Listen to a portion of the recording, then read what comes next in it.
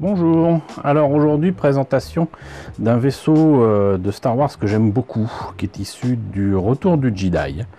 Et il s'agit donc de la navette impériale, la Shuttle Tydirium, avec mon beautiful French accent, donc la navette Tydirium, voilà, qui est utilisée non seulement par l'empereur et Dark Vador, qui vont sur la seconde étoile noire, mais aussi par les forces rebelles, puisque c'est avec ce vaisseau-là que nos amis Han Solo, la princesse Leia, Chewbacca, 6PO, R2D2 et Luke vont sur la lune d'Endor. Ils ne sont pas tout seuls, il y a d'autres forces rebelles avec eux.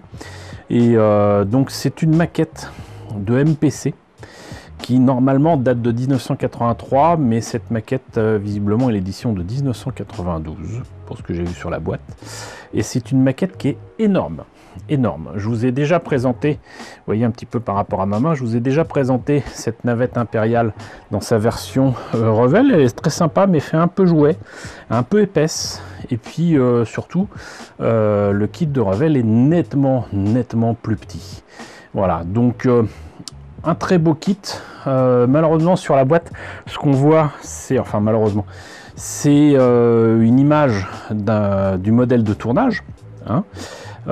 Donc rien à voir avec ce qui résultera du montage des pièces de ce kit qui est dans la boîte. Strictement rien à voir. Qui plus est, si je me trompe pas, là voilà, il y a une image ici, mais c'est pratiquement la même chose. C'est la même chose même. Et ici, on a donc une autre image avec la navette qui est posée sur Endor, sur une plateforme. Et là, d'autres images du Retour du Jedi, avec, et je ne me l'explique pas, des images avec Luke combattant des gardes de Jabba, le palais de Jabba, le Star Destroyer qui arrive sur Endor, Dark Vador qui arrive avec Luke dans la salle de l'Empereur, des gardes impériaux. Je vois pas le rapport franchement avec cette navette, donc aucune image du modèle monté et peint, mais on va voir justement ce que ça donne à l'intérieur de la boîte.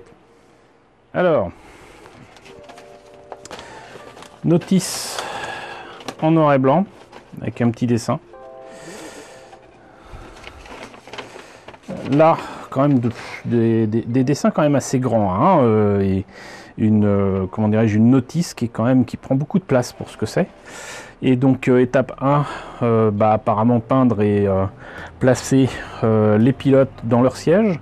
Une fois fait, faire comment dirais-je, la cabine de pilotage, contrairement à celle de Revell qui était d'ailleurs très bien détaillée.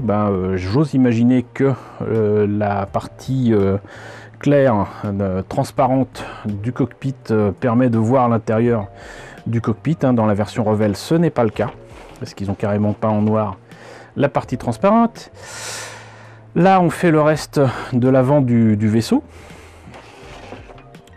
Ensuite, étape 3, on fait, alors c'est assez amusant en fait, il y a une partie articulée sur ce vaisseau qui est en fait la rampe d'accès du vaisseau, tel qu'on voit d'ailleurs dans le film. Étape 4, on s'occupe des ailes, voilà, avec en plus des canons qui se mettent dessus. Et donc les futurs axes de rotation qui permettent d'articuler aussi les ailes. Là on met les ailes, l'avant, la partie avant du vaisseau avec la passerelle, ce qui devrait être le moteur, sur la partie centrale du vaisseau.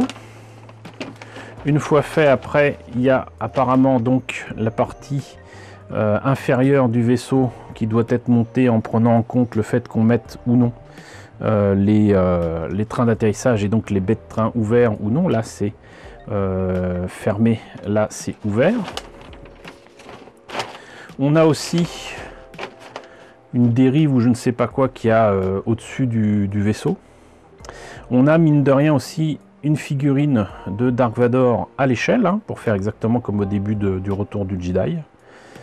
Voilà, donc il est recommandé de ne pas évidemment mettre de colle pour éviter que la rampe d'accès ne soit plus utilisable. On a apparemment des petits canons pour une tourelle juste au-dessus des moteurs. Et enfin, on a un grand axe sur donc une base, un stand qui permet de te faire tenir le vaisseau en l'air. Et normalement, je pense que c'était transparent. Je dis je pense parce que en fait, je n'ai pas cette pièce-là. Je ne sais pas pourquoi, mais on va voir ça. Donc ça, c'était la notice. Maintenant, on va voir les pièces. Alors comme c'est là, autant en profiter. Donc j'ai la base pour poser donc la tige, mais j'ai pas le reste. Voilà, je devine que j'avais deux maquettes identiques. J'en ai revendu une à mon ami Jean-Marc Deschamps. Donc je pense que je lui ai filé bien évidemment la maquette qui était la plus complète.